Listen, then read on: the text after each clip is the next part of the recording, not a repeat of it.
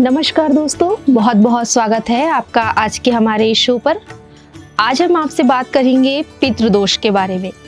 तो दोस्तों, जैसा कि हमने आपसे अपने पिछले एपिसोड में बात करी थी श्राद्ध कर्म के बारे में, आज हम आपसे बात करेंगे पितृदोष के बारे में। पितृदोष क्या होता है? तो दोस्तों, जैसा कि आप सभी को पता होगा कि जो ये पितृदोष है वो हमारे अपने ही जो पूर्वज होते हैं, जो जिन ख़त्म हो चुके होते हैं, जिनका अंतिम संस्कार हो चुका होता है, उन्हीं के प्रति ये पितृदोष स्टार्ट होते हैं। जो हमारे पितृ होते हैं, हो सकता है कि जब उनकी डेथ हुई हो तो उनका क्रिया तर्पण है और श्राद्ध कर्म है उसमें कोई कमी हो गई हो, तो इन सब की वजह से जो पूर्वज होते हैं उनको पूरी तरह से मोक्ष की प्राप्ति नहीं हो पाती है।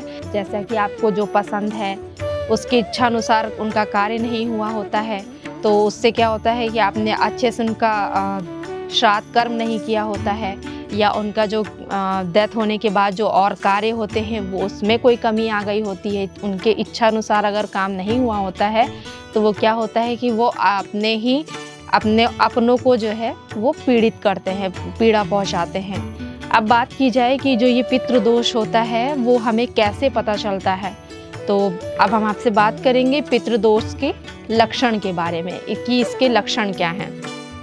तो जो पितृदोष होता है उसके लक्षण हमें इस प्रकार पता चलते हैं, जैसे कि हमने कोई नया कारोबार स्टार्ट किया और वह कारोबार हमारा स्टार्टिंग में बहुत अच्छा चला, उसके बाद फिर वो वहीं रुक गया, वो काम आगे बढ़ नहीं रहा है।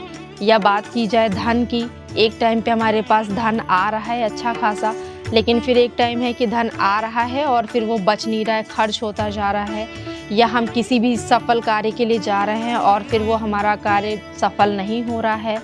स्वास्थ्य को लेकर के बात की जाए कि हमेशा हमें किसी न किसी चीज़ को लेकर के हम पीड़ित रहते हैं, हमारा मानसिक संतुलन ठीक नहीं रहता है, या फिर किसी न किसी चीज़ को लेकर के हम बीमार ही रहते हैं। तो ये सारी जो चीज़ें होती हैं ना, ये पितृदोष, क्या पता पितृदोष ही हमको लगा हो। तो जो ये पितृदोष होते हैं वो कहते हैं कि हमारे नक्षत्र ग्रह राहु केतु में बैठ जाते हैं, तो इससे भी हमारा जो पितृदोष होता है ना वो बहुत ही खतरनाक होता है, जो कि हमारे स्वास्थ्य और हमारे कारोबार इन सब पे असर डालता है। तो जो पितृदोष हो सकता है कि पितृदोष में जैसे कि जब पितृपक्ष आते हैं तो हम पितरों का श्राद्ध कर्म अच्छे से नहीं कर पाते हैं, उनकी इच्छा अनुसार हम उनका कार्य जो है वो विधि विधान से नहीं कर पाते हैं, या फिर उनके प्रति कार्य नहीं हुआ होता है, उनकी कुछ इच्छाएं होंगी जो नहीं हो पाई, वो अधूरी रह गई हैं। तो वो सारी चीज़ें जो होती हैं वो अपनों को ही वो कष्ट पहुंचाते हैं।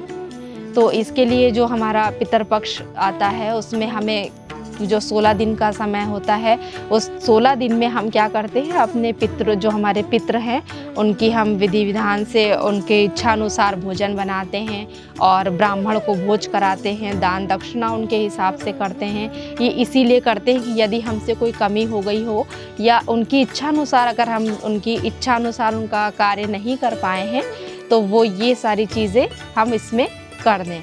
तो इसलिए पितृपक्ष जो आते हैं उनमें कहा जाता है कि ये जो 16 दिन होते हैं वो पितरों के लिए ही होते हैं। जिस तरह हमारे जो देवी देवता होते हैं, हम अपने देवी देवता की पूजा अर्चना करते हैं विधि विधान से, उसी तरह पितरों को भी स्थान दिया गया है। तो अपने पितरों को अगर आप मान सम्मान देंगे तो वो भी आपके किसी भी कार्य में, किसी भी उसमें दखल अंदाजी नहीं करेंगे, वो भी आपको आशीर्वाद देंगे बल्कि, और आपका जो भी कार्य होगा वो सफल होगा।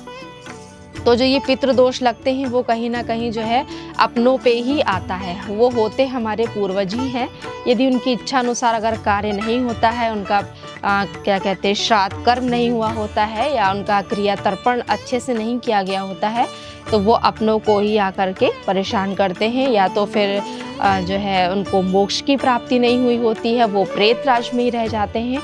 तो वो सारी चीज़ें जो है वो आपको पितृदोष के रूप में दिखाई देती हैं। तो अगर आप भी पितृदोष पे विश्वास नहीं करते हैं कि अगर ऐसा होता है तो आपको भी करना चाहिए। इस चीज़ को ज्योतिष ने भी बताया है, ज्योतिष लोग भी बोलते हैं कि पितृदोष के ये जो लक्षण हैं ये सब पितृदोष के ही लक्षण होते हैं। कई बार होता है कि आपके स्वास्थ्य में खराबी आ जाती, बहुत सारी ऐसी परेशानियां आ जाती हैं, आप डॉक्टर के पास तो जाते हैं लेकिन क्या होता है कि वो चीज़ें ठीक नहीं होती हैं। तो हो सकता है कहीं ना कहीं पितृदोष के ही लक्षण हो, तो इसलिए हमें अपने पितरों को प्रसन्न रखना चाहिए, जिससे कि वो आपको आशीर्वाद दें और आपका कोई भी कार्य असफल ना हो बल्कि सफल हो।